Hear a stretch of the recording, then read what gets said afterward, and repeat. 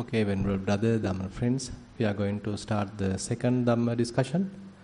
So as usual, Shalini is ready with written questions, so we will start the session with written questions. Avasaraya Bhante, there are 4 questions today. Question number 1, Theruvan Saranai.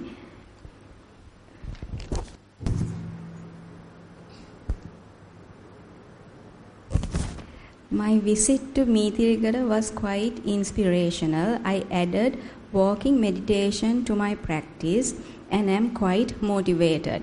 Thank you for the guidance on Anapanasati. During walking meditation, I am able to keep awareness on my feet, but my discursive mind keeps going.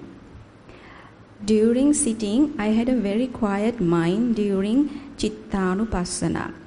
It continued into walking meditation. At night, with fatigue and body pain, it was difficult to have no thoughts.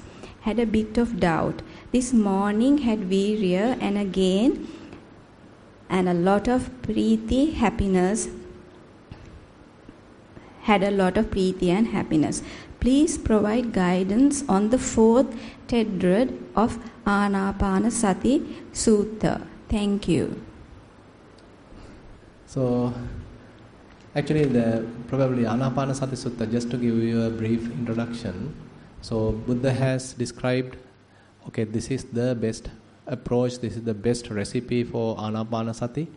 And what is it? So, he is talking about, in one stage, he is talking about the 16 steps.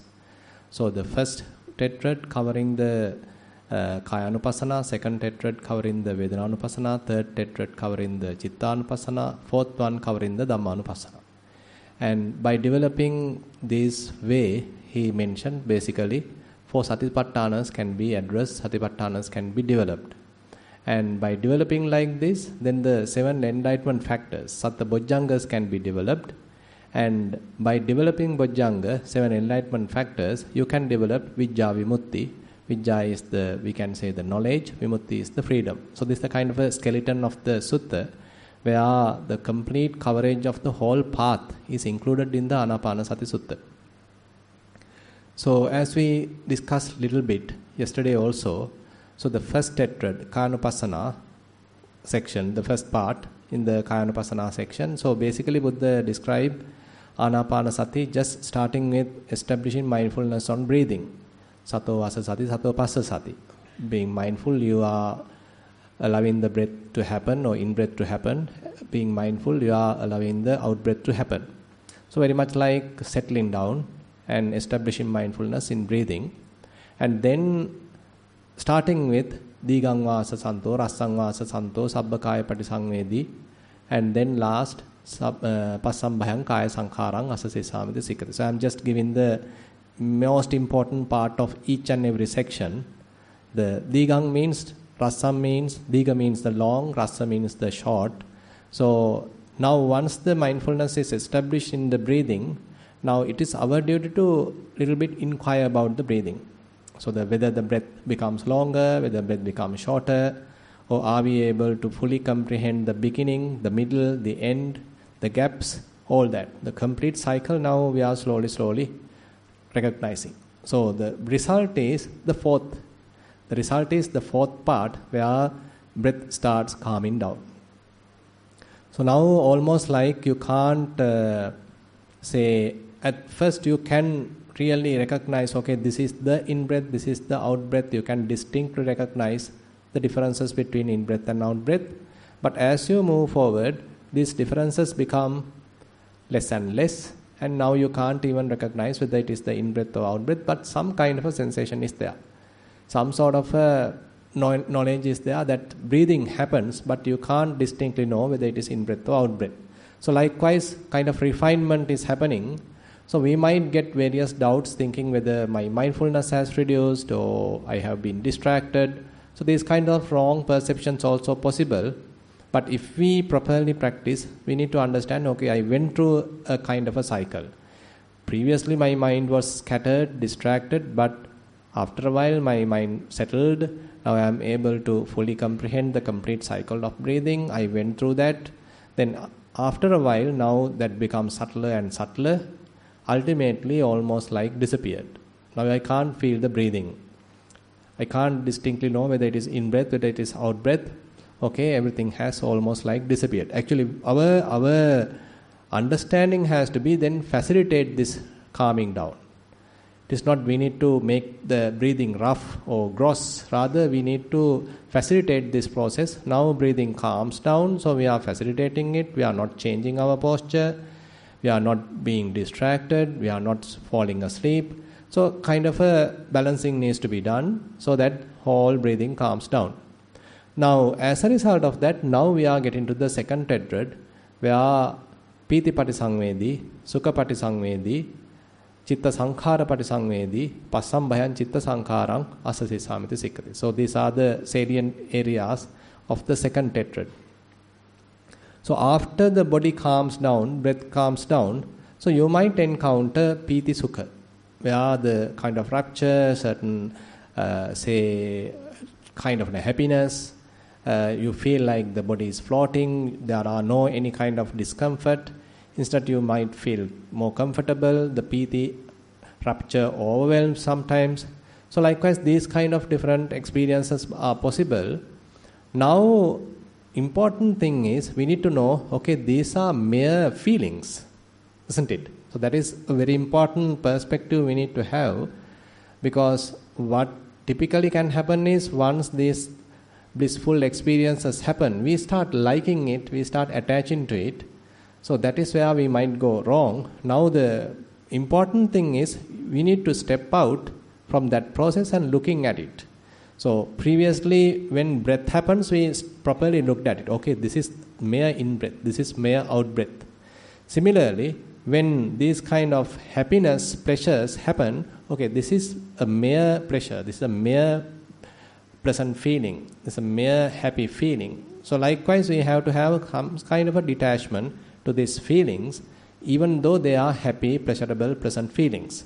So this is very important. Otherwise, what happens is we start attaching to it, we start asking for it, we start searching, wishing. All those are kind of mistakes. But instead, when they are happening, okay, they are merely happening. I don't need to expect them, I need to reject them, let them come, but I am able to properly look at them. So if I am properly approaching like that, then the result is this also starts calming down. So whatever the feelings happening, so they also have the nature to come and go. And therefore either pleasant feelings, either painful feelings, either equanimous feelings, they also start showing their true nature. They also start calming down.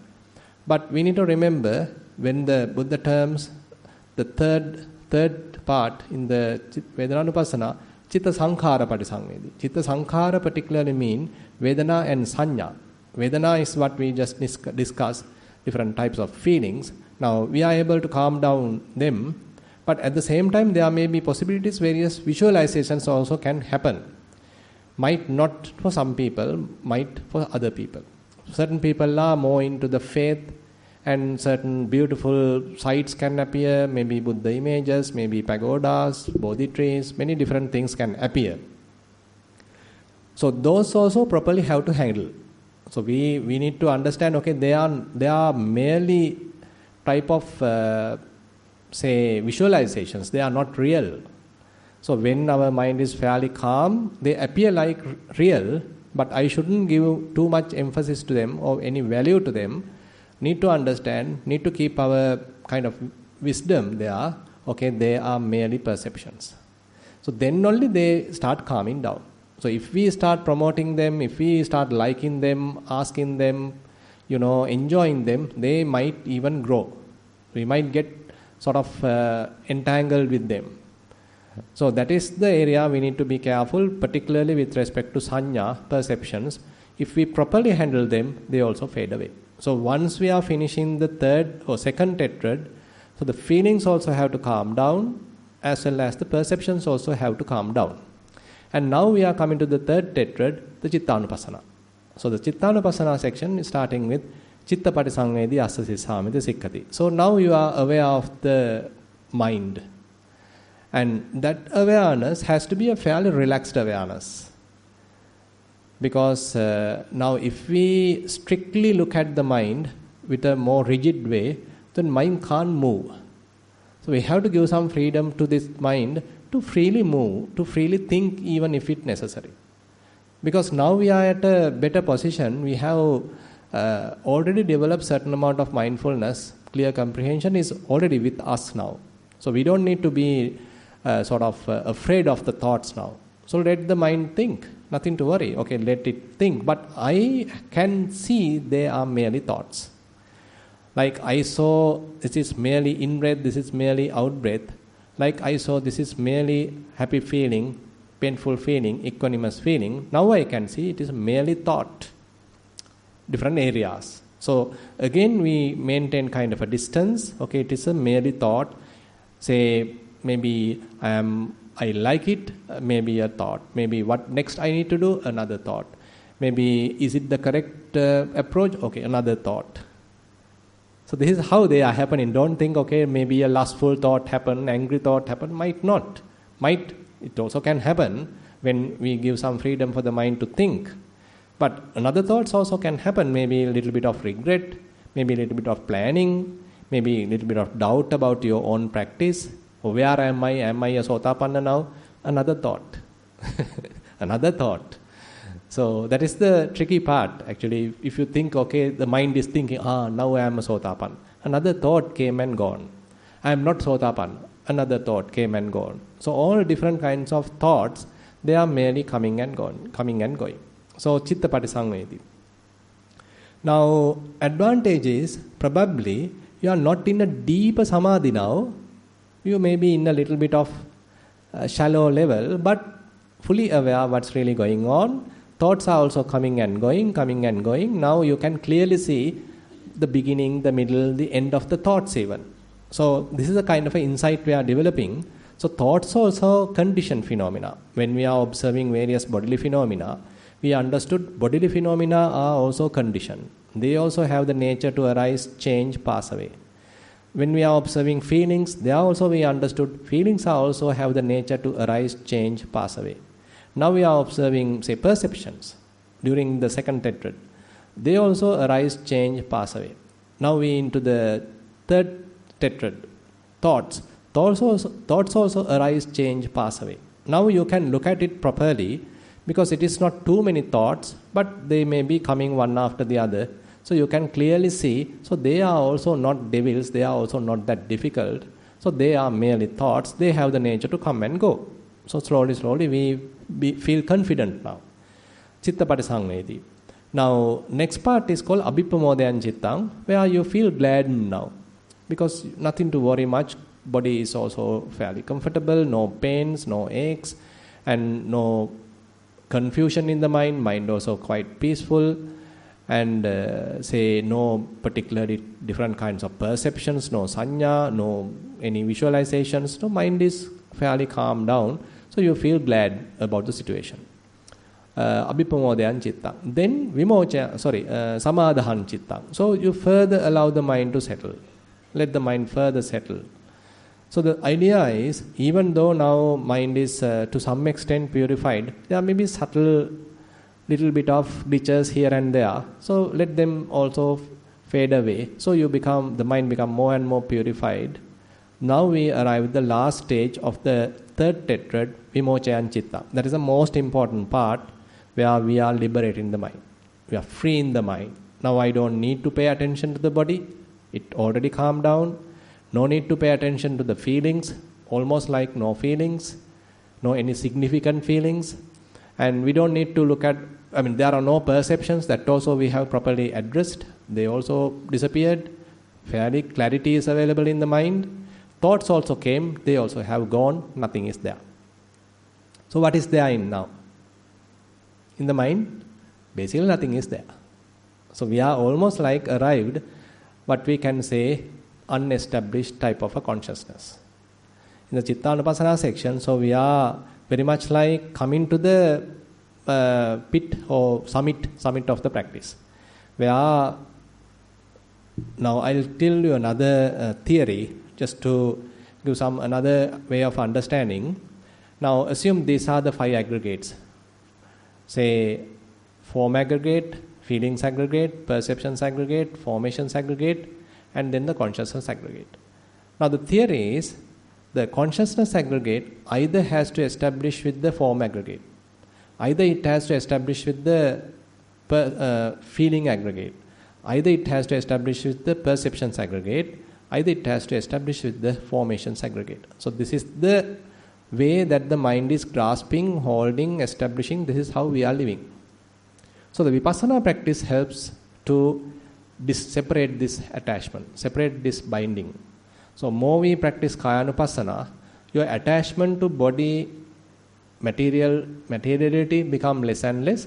Now the consciousness aggregate reduces the attachment towards the form aggregate, materiality. More we practice, say, Vedanānupassana, we are borrowing about the behavior of the feelings. Attachment towards the feeling becomes less and less. Now you slowly separate from the feelings aggregate. You don't need to attach it. You don't need to expect too much happiness from it, because it is also coming and going. And then if you are practicing Chittanupassana, probably if you have handled the perceptions, so then that also you understand it's no point of depending on the perceptions. They also have the nature to come and go. And more you practice detail, more subtle details, then you probably understand, okay, formations, different thoughts, different intentions, they also have the nature to come and go. No point of depending on wholesome thoughts. No point of depending on unwholesome thoughts.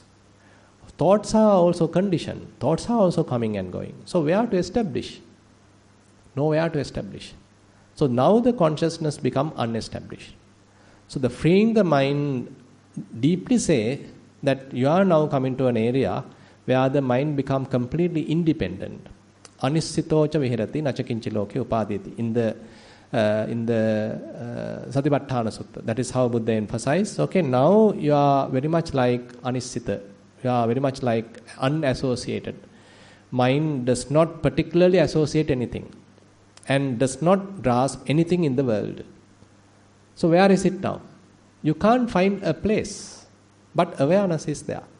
Kind of awareness is there. We can say it's a pure awareness, pure consciousness, different terms we can use, but kind of literal terms available in the Dhamma, we can call it as anidassana viññāna, where unmanifested kind of consciousness.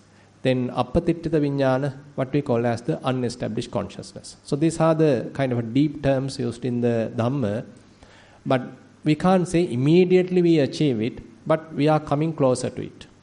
So now very much like consciousness become independent, like it is not dependent on the form, feelings, perceptions, and the formations. Now in the third quadrant, last part, vimochaya cittang is the facilitating process of this. You are making the mind more and more free, unestablished, unattached, non-grasping. Now the Dhammanupassana section, the last quadrant, is actually more Vipassana, pure Vipassana. Aniccanupassī, Virāgānupassī, Nirodhānupassī, Patinissagganupassī. Actually, these four can be used further and further to facilitate this process. Now, the aim of our practice is to liberate the mind, free the mind, make it independent. Now, in order to facilitate it, we are now pumping more kind of wisdom. So, we are looking at maybe body as impermanent, looking at the body as kind of no point of attaching to it, dispassionate way, virāgānupassī. And we see different bodily phenomena, they are keep ceasing, they are keep destroying, they are keep disappearing. So the nirodhānupassī. And patinissagganupassī, okay, no point of attaching to it, let me be in this freedom. Patinissagganupassī. So whenever different matter, different materiality, either physical, bodily or external, whatever things happening, physical stuff, so you are looking at it so that you are not being attached to it, rather you are relinquishing that, abandoning it, mind become free. How about the feelings? So you can apply that aniccanupassī, virāgānupassī, nirodhānupassī, patinissagganupassī even to the feelings. So feelings are also impermanent, they are also no point of attaching, let me dispassionate towards them. And maybe about the say Viraganupassi, Nirodhanupassi, they are also now just finishing, they are also ceasing, they are also passing away. We can't depend on them. Then whenever they come, you simply let them go. You be in the freedom. Always coming to the freedom. Always coming back to the freedom. This equanimous, unestablished kind of a freedom. And you can do the same thing to perceptions. You can do the same thing to thoughts. Thoughts also impermanent. No point of attaching to them. So you become dispassionate towards them. And let them also cease. I don't want thinking. So mind can remain without thoughts. Just enjoy that inner silence. So the mind is free, by the way. So a free mind is not a thinking mind. It's not a wandering or pondering or, say, wandering mind.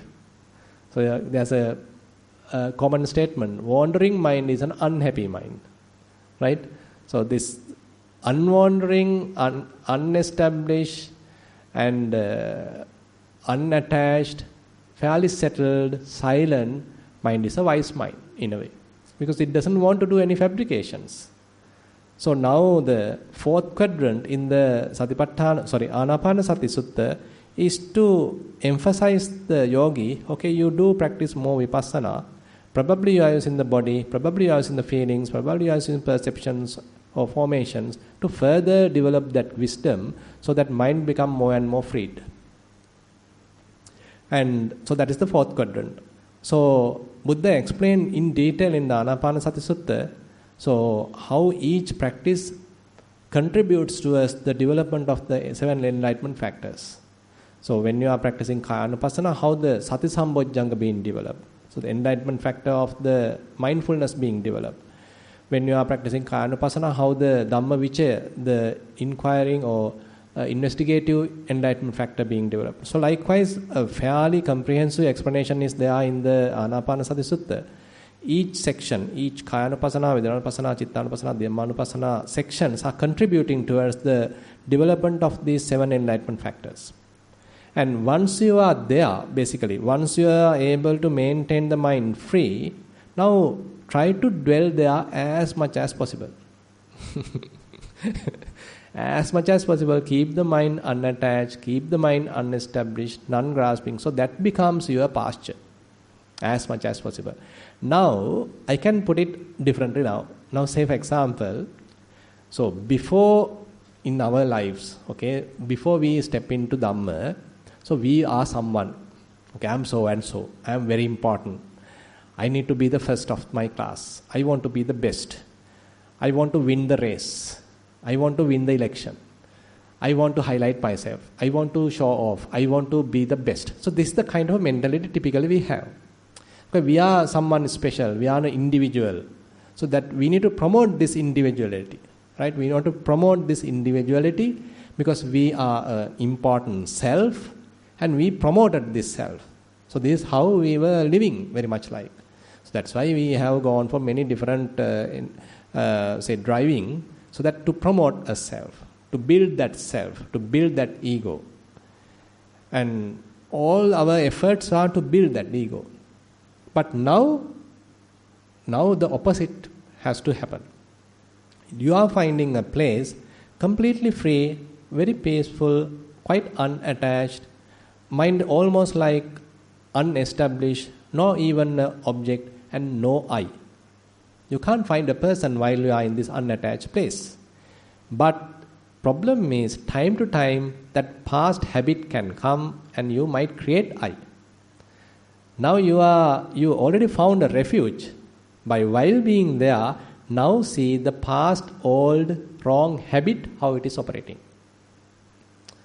You are coming to this area now, step into the freedom, while keeping the mind as much as possible in this freedom. Now look at how that old foolish habit time to time operating in the mind and abandon that. So this is now a kind of a separate way of practice. So that is where Buddha beautifully mentioned in the Anapanasati Sutta. You further develop the enlightenment factors, but Viveka Nisitang, Viraga Nisitang, Nirodha Nisitang, Vasagga Parinaming. That means you are now slowly, very relaxed mood, without much driving, because you are there. Already the mind is free. Already the mind is non-grasping, unattached. So you just be there. Don't struggle now. You be there now, and a kind of a more relaxed way you further develop. More detached way you further develop. And Vivekanisa, Viraganisa, Nirodhanisita. Whenever other condition phenomena happen time to time, you let them cease, naturally cease. You are not supposed to terminate them. Let them naturally cease because they are naturally ceasing. You don't have to do much. You don't need to push them away because they are coming to go. So you have this kind of an insight operating within the mind. So rather than struggling, now it's a matter of a little bit of adjusting. So your practice is becoming more a refined kind of practice. So that's why sometimes people say, now we are in the being mode. Now we are not in the doing mode, but now we are in the being mode. You just be, just relax, just rest. And while resting, while relaxing, do slight adjustments so that you are smoothly driving. Something like that. Now we are already in the carpet road.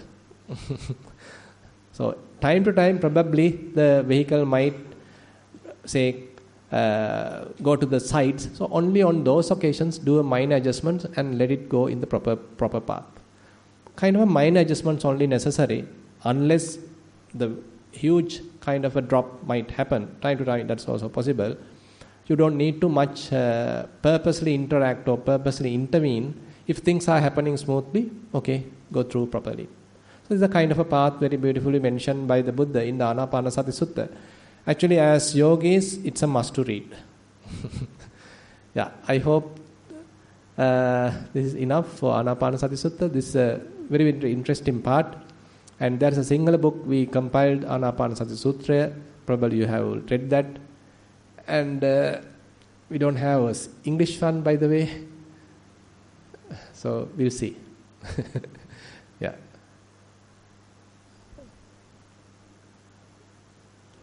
Most Venerable Bhante, I observed recently gratitude is arising in abundance from the person who collects garbage to everyone who helps us in the littlest way and radiating towards the Dhamma teachers as well.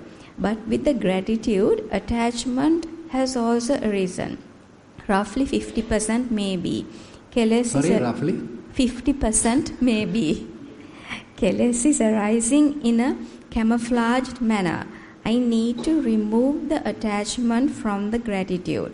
But when gratitude is growing, invariably attachment is growing at a lesser pace. Please advise me, Bhante. Can you read that statement last? I need to remove the attachment from the gratitude. Right. But when gratitude is growing, invariably attachment is growing at a lesser pace. Mm-hmm. Please advise me, Bhante, how I can get rid of it. May Bhante attain Nirvana in this life. So typically the gratitude is not something bad. So that even Venerable Sariputta being an Arahant, he was so grateful. Those are interesting qualities, very interesting human qualities actually we can appreciate. And the bottom line is, Buddha gave a kind of a criteria. If you can recognize gratitude in someone, he's a good person. But if you can't see any gratitude in a particular person, he's a bad person. Simple as that. So there's a beautiful sutta, I think Anguttara Nikaya Ekanipata. So gratitude is one criteria to recognize a person. Because gratitude is very rare. So people often are not grateful. They may be associating you till the task is done. Once the task is done, they forget, they don't even remember. So they mind their own business and they don't have any gratitude. So that is the typical approach. But if someone is so grateful about even a little help that you did, so that indicates fairly a goodness in his mind or in his hand. So therefore, gratitude is one important factor. In Dhamma it is called Katanyu Katavedi. Katanyu Katavedi. Katanyu means that you are You have certain understanding about what you have done or someone else has done, and katavedi, so you have that gratefulness, you have that heartfelt gratitude towards that person. It's a really good quality that we need to develop. But on the other hand, mentioned as in this report, so it can promote a person. So I'm grateful to him. He's my teacher. He's my brother. He's my father. He's my mother. So always has kind of a personality view involved with. So that is where we need to be a little careful.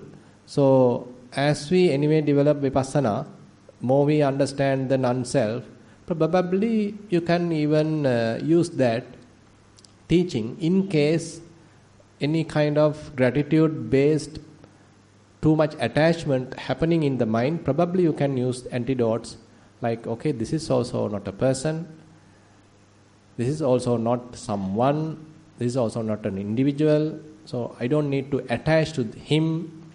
Okay, this is also an attached in me. It's kind of an attachment arises in the mind based on the avijja, based on the ignorance.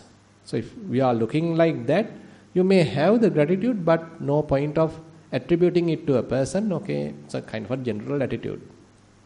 General gratitude, sorry, not attitude, general gratitude. So actually now, interesting thing, like Venerable Sariputta. Now I feel like even he being an Arahant, he is showing gratitude to his teacher. That Venerable Anuruddha, sorry, not Anuruddha, what's this? Assaji, Venerable Assaji. Venerable Assaji is the one showed him the path towards the Buddhist teaching, right? Assaji is one of the 5 ascetics, the 5 first monks in the Buddha's lineage, Kondanja, Badhya, Vappa, Mahanama, Assaji. So even Venerable Sariputta becoming the first disciple or the great disciple of the Buddha, Agrashavaka, now still he is having the gratitude towards the Assaji. So you can see even he is an Arahant now, even maybe he is a more venerated by an Assaji, but still he has that gratitude, gratefulness in his heart. That's why it is mentioned that whenever, before he go to sleep, if Venerable Assaji in this particular direction, he pay respect to that direction. If he is there close by, he visit and pay respect. So such kind of a gratitude was there within Venerable Sariputta. So that's such a kind of a really beautiful human quality he has exemplified. So therefore, we don't need to say that the Arahant are kind of people that they have no gratitude at all. They don't want to attend to their, say, teachers or their whoever the people there who has helped them. It is not like that. They were quite grateful. They were quite maintaining that gratitude. So we can't say that they don't have any gratitude. And even the Buddha, for example, say when Venerable Mahapojapati, so when she is going for final parinibbana, Buddha just followed her till she is reaching the end of the Jetorarama. So Buddha has shown the gratitude. So these are kind of very interesting, very necessary human qualities. Therefore, but as you probably pointed out, we don't need to excessively go to a personality view, promoting too much attachment. Okay, he was so helpful to me, I am too attached to him, dependent on him. That is also not necessary. So you need to be independent, you need to have certain self-confidence, but still can remember how helpful the teacher, how helpful your parents, whoever. So likewise, you being in a better position, but still not forgetting the roots, not forgetting the past, not forgetting the help that you have taken from someone else. It's a kind of human quality. So therefore, it's a wisdom and the other qualities we have to properly keep in balance. Yeah. Theruvan Saranai Bhante, I have been practicing sitting and walking meditation for about 8 to 10 years. Since about 2 years ago, this has become less. However, has fairly aligned my day-to-day activities with first 3 levels of Satipatthana since then and progressed well. Much merit if you could guide me on how to realize Trilakshana through Satipatthana. Yeah, actually, as you practice, it becomes evident to you. Say, for example, Samudaya Dhammanupassiva Kayasmin Viharati, Vaya Dhammanupassiva Kayasmin Viharati, Samudaya Vaya Dhammanupassiva Kayasmin Viharati. Now, all that indicates this Trilakshana. Say, whenever you are paying attention to the body, various bodily phenomena are there. Bodily phenomena in the sense, you may feel or you can recognize, okay, how hardness manifests, how softness manifests, how vibrations manifest, how different feelings manifest, and how different thoughts manifest. So, as we already discussed in the Anapanasati Sutta, so these are different phenomena, either bodily phenomena or various matter, or either different feelings, different thoughts, different perceptions. Now, more you kind of being mindful about them, more you investigate them, they will show the impermanence. It is not that they become impermanent because Buddha said so, but inherently they are impermanent.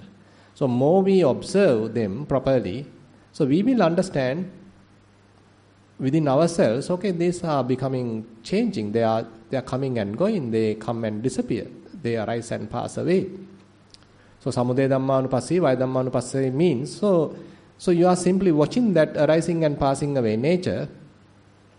So everywhere in the Satipatthana Sutta, once you arrive that area where you are having certain amount of mindfulness, certain amount of concentration and kind of a balanced effort, now you are able to watch properly. Now you become a kind of an observer. You can observe how different phenomena are changing, how they are behaving, allowing you to develop these 3 characteristics: impermanence, unsatisfactoriness, and the non-self. So we can say the Satipatthana Sutta is the practical approach available for you to realize these things. I don't know, my answer is enough for whoever has asked the questions. If you want, yeah, please come forward.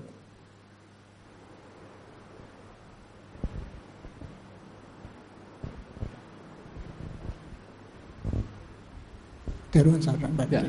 The first questions that you answered gave me a lot of information. Right. Just that I want to clarify, for example, when you meditate or when you just be, you see these changes. So you are talking about the just be. Sorry? Yeah. No, when you are looking at your mind, right, or body, when you meditate, right, I see these changes happening. The only thing is that I didn't know how to manage this. How to manage in the sense? Like, I see different phenomena. Yeah, phenomena, and I don't pay attention, I just look at it. Right. So it comes, goes away, and it happens. Right. So I see the changing nature of it, so that's fine. Right. Then also some of these phenomena is illogical, and it just happens without me controlling, so I also see the anatta part of that. Good, okay. But dukkha I don't see like that, but I experience through day-to-day activities how it happens. Mm-hmm. No, actually the dukkha is actually you understanding that, so the impermanence is kind of a inevitable characteristics of all conditioned phenomena. So you can't get rid of the impermanence. So they are subjected to the torture of this impermanence. So then it's more like you feel like, oh my goodness. So that kind of a feeling is there because impermanence is a kind of a torturing process to all conditioned phenomena. So that is how probably you may interpret, okay, it is suffering. Because I have no control. That is actually the non-self part. But all conditioned phenomena are going through the treadmill of change. Something like that. So then you understand, you accept, okay, yes, it is suffering. I can't expect happiness from this kind of a inconstant process. Yeah. Oh, so like you said in the first question, you just watch and then go through it and not get involved in it. So that is the way to progress. Is that right? Right. It may naturally have to happen. So at the beginning, it's a matter of properly adjusting ourselves, properly refining our faculties. And once they are available, now it's a matter of long-term observation. You become a kind of an unbiased observer, and the processes are happening. They are happening continuously, but you are observing them. So this observation develops the wisdom in the mind. So wisdom about the impermanence, wisdom about the dukkha, wisdom about the non-self, all that. And more you develop, the understanding might not only limited to these three. You become dispassionate about this whole thing. You want to get rid of the whole thing. No point of hooked up with it. No point of tangled with it. I want to be free from this, torturing process. So these are also different kinds of insights. Yeah. Thank you. Yeah.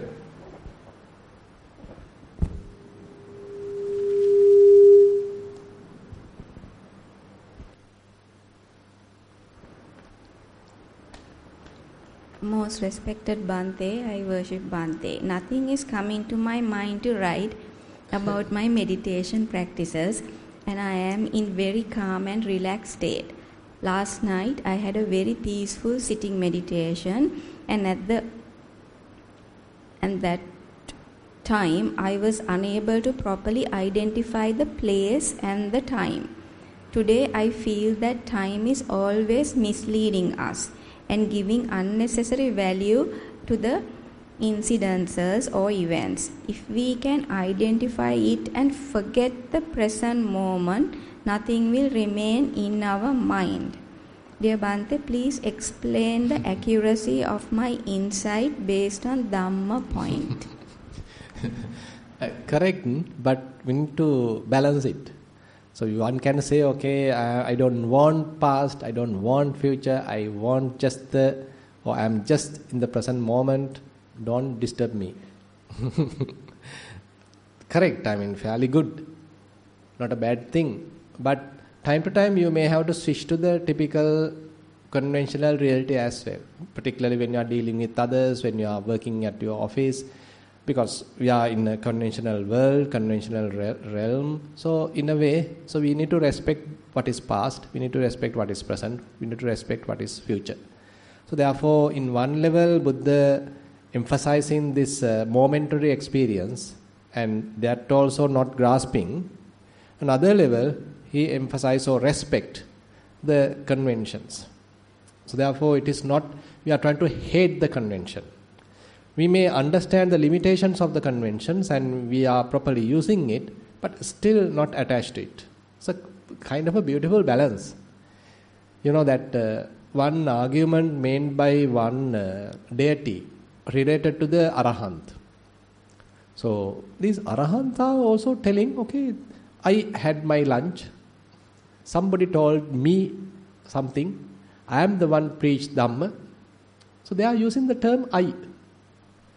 So this deity is asking from the Buddha, Bhante, are they still having some attachment to I? Are they manifesting as a person? So why are they still using the terms I, me, myself? All they are using no. Then Buddha mentioned, so this is available in the Arahanta Sutta. What's the term? A very beautiful verse. Antima Dehadari. Kinasavo Antima Dehadari. Ahang vadanti tipiso adeya, mamang vadanti tipiso adeya, loke samanya kusalo viditva, vohara mattena so vohareya. Yo hoti bhikkhu arahang katavi. Yeah, yo hoti bhikkhu arahang katavi. There's a bhikkhu, there's a monk, there's a practitioner, whoever, arahang katavi. That means who is fully enlightened, he is worthy of respect, and he has done the job. Katavi means katakaraniyo, he has done the job. Kinasavo Antima Dehadari. He is completely free from all the influxes and he is having the last birth. This is his final body. But still, Ahang Vadanti Tipiso Vadeya, Mamang Vadanti Tipiso Vadeya. He still refers the term I. I said like this, I taught Dhamma or something like that. Mamang Vadanti Tipiso Vadeya also. He said to me, so he is using the terms me. How he is using? Loke samanya kusalo viditva ohara mattena voharaya. He knows the typical jargon of the world. So different conventions of the world, languages of the world, grammar of the world. He's very well understood that. And without having any conflicts, he is using it knowing the limitations. That's it. No conflict. So therefore, you referring your past, future, present, using the typical terms, nothing to worry. But internally you need to have another type of an understanding. Okay, they are merely conventions. Past is past, future is future. I don't need to take it too serious. It's also have done. Past already has happened. Future hasn't come yet.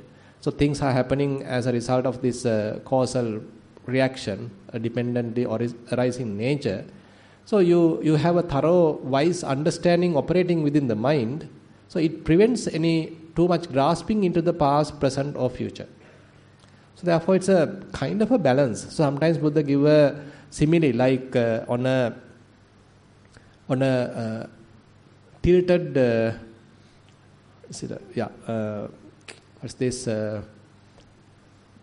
lotus leaf, how a drop of water stays, even though it is there, it is not attached to it. It is. So whenever necessary, it will simply drop. It's not being absorbed to it.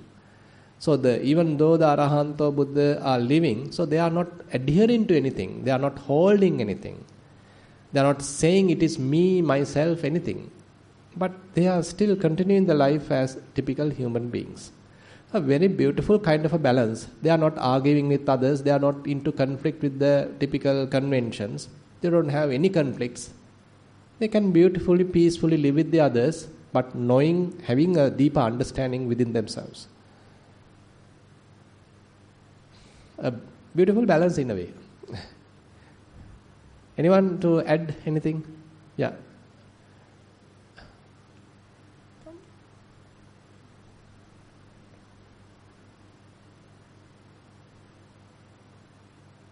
Avasarai Bhante. Yeah. That is my understanding. Yeah. Actually, I am not hating to past and future. Right. My understanding is time is not really giving value. No, giving value means it has a relative value. Yeah. Relative value. So now say for example, you are telling, okay, the government has changed. It has some value, no?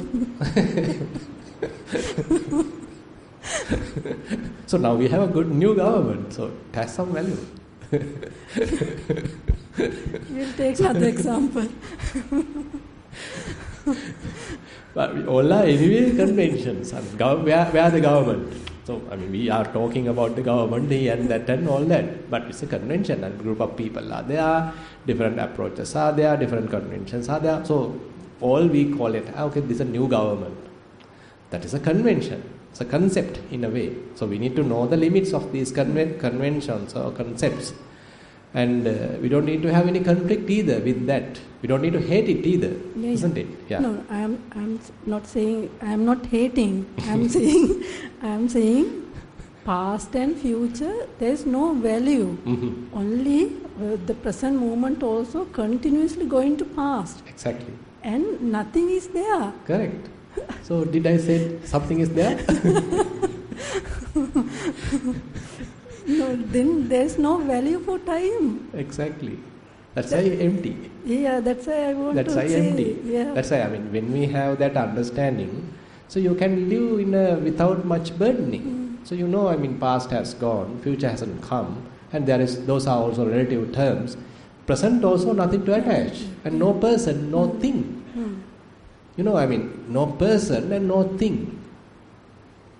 So just continuation of 5 aggregates are happening, mere sankharas are happening due to causes and conditions, so we are continuing. That's it. Yeah, after writing this report, I remembered Majja Sutta. Yeah.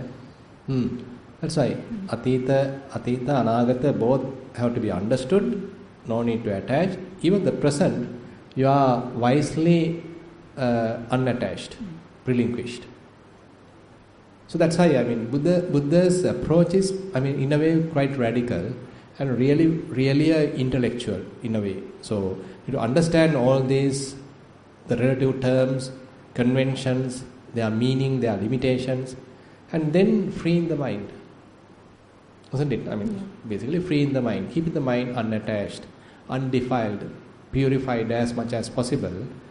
So, in the other hand, we can say processes are happening due to causes and conditions, and now this body has already born, so it is continuing because of the food and all that environmental factors.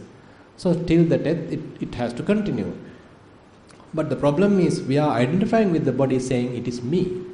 So that is an additional illusionary or delusionary thing that we have imposed into the process, isn't it? So we can hear, we can see, we can smell, all these are happening because of different faculties, but unwisely, ignorantly, so we think, okay, I am the one seeing, I am the one hearing, I am the one talking. So this imposing an I factor into this whole process is the problem, in a way. We are giving value to the non-available things. Yes, that's why Buddha beautifully point out in the Dvaitanupassana Sutta, Anattani attamaning passa lokang sadevakam nivittang namarupasming idang sacchanti manyati. Anattani attamaning. So wherever there is no self, these bloody fools are thinking there is a self. In today's terms, in the apparent terms. Anattani attamaning passa lokang sadeva. You look at these fools, whoever the deities, celestial beings, human, everybody, they are saying there is a self where there is no self. Anattani attamaning passa lokang sadevakam nivittang namarupasming. So by tangling into the name and form appearing in the mind, they say it is the truth. Nivittang namarupasming idang sacchanti manyati. It is, they conceive it as the truth. Now say for example, you close your eyes and you remember your child, you remember your husband, you remember your mother. So you call, this is my mother, this is my child, this is my husband, this is my president. So this is a namarupa appearing in the mind, but you attribute a person into that namarupa, to name and form. And we consider that as the reality, we consider that as the truth. Nivittang namarupasming idang sacchanti manyati. We conceive it as the truth. We are creating a world. Definitely. Creating a world. So that's why more we practice, so we have to unattach to this name and form. We need to maintain a very precise, fairly electric, very quick kind of a insight to slowly abandon this. So at here itself, before it lead into another level, right? So if it is lead into another level, means okay, we are going to the six sense bases, further contact, then the feelings, then you enjoy it, you attach to it, you crave it, you grasp it. But whenever they are appearing inside the mind, quickly we are able to wash it away. At the same moment. At that very moment, at that instant. Then you can navigate through the life without much trouble. But that is not easy. I mean, we can talk it, but we have to be extremely vigilant to do that. You know that the name and form and the consciousness are interdependent. The moment you give a value, the moment you give some emphasis, you get tangled. Then the process will continue. Very interesting. Yeah. Actually, Bhante, that time one also I understood here just now, that today, no need to give any value to time also. Same. Yeah, that's right. It's a relative term. So while at Kalalgoda, nothing to worry. But when you're back to home, you have to worry about it. No, when we are learning, we are giving big value to time. That's why. Because when your boss asks, when your director asks, okay, Chandima, you should deliver this report tomorrow. Time has a value. But now I am not getting that value. That is the problem to me. Then you will get into conflicts. Because that's why we need to respect the traditional or conventional terms. It has a value to the well-being of the world. So world is functioning that level, no? We can't stop it. Much better.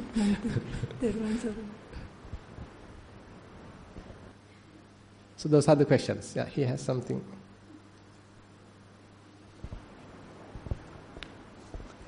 Bhante, that you explain what you call this Anapanasati Sutta, There's an echo is coming, is it? Yeah, you can come to this side maybe. You can come here maybe. Make a way. I think Tusita, probably you can turn to the other side maybe. I don't know. Okay, yeah. Good. Yeah. Bhante, that you explained about the Anapanasati Sutta completely today. So that I am really delighted about that, because I found out what steps are sort of taking place while it is doing the practice. But when you say that consciousness state, that is not getting engaged in what you call this five aggregates part. So then basically the person that who get into that particular stage. The person? No, I mean when the consciousness is disappeared. Correct. In the sense consciousness is there, but there is no way of getting involved with that to come out with whatever the results of that. I mean what I'm trying to say is, for example, that if somebody sees something, so more than that, nothing happens. So after that, what is the sort of kind of situation of the mind? I mean, so after one become an arahant, what next?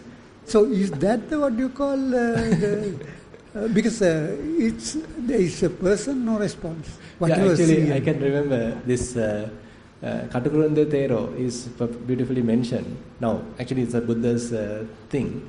So one time, deity approached the Buddha and he's asking, "Monk, are you happy?" So then Buddha said, "What did I receive to be happy? What did I receive to be happy?" Then the deity is asking, "Monk, are you unhappy? What did I lose to be unhappy?" Then are you equanimous? So that's the situation. So basically, Kalalgoda Thero beautifully mentioned, so we have the ignorance thinking there is an I, there is a person. And we have the craving to satisfy that person. Okay? So when we abandon the craving and abandon the ignorance, then what is there? So we have a person, we have an individual based on the ignorance, and that person needs to be satisfied constantly because of the craving. Now we are attacking the causes, ignorance and the craving. So once ignorance and craving are abandoned, what next? There's nothing to attach. Nothing to do. Yeah. So it's just using the time, that's all. Thank you. Because in a way, this is a very beautiful area. Yeah. Now, we all are having kind of a hardship, or we all are going through some suffering because there is a person here. So I am worried, I am unhappy, my this thing is problem. I am going to die, I am going through some headache or this and that and all that, because I is there. I is there to protect. But this I, that protection, that needs are all depends on, in a way, certain amount of craving also there. So the path, the Buddha's teaching is to abandon this craving and the illusionary, this ignorance. So when those two factors are abandoned totally, so the problem is solved. That's all. Nothing more to do. That's why Buddha mentioned the Kata Karaniyo. The term referred to the Arahant is called Kata Karaniyo. He has done the job. Nothing else to do. So is that the position that it is disconnected with bhava? Disconnected bhava. Yeah. We can say the bhava tanha, the bhava anusaya, or bhava raga anusaya, or bhavashrava, all gone. Because bhava says that it is continuing with craving bhava raga anusaya or bhava ashrava, all helps to continue as a person. So I want to continue, I want to exist further. Right? As a person, I want to exist further. So that is the continuation part. So that bhava anusaya or bhava ashrava is once abandoned, so he doesn't want to continue either. So that's why sometimes when the certain stories of the Arahants are mentioned, so they say I don't want to kill this body. But still I don't have any particular desire to live either. Something like that. Think about it. Very interesting. Okay, 2 o'clock. You want to be boiled under this heat further? Okay, then we'll stop and we'll have a break. And at 4 p.m. we'll have the number 7. That one sunlight.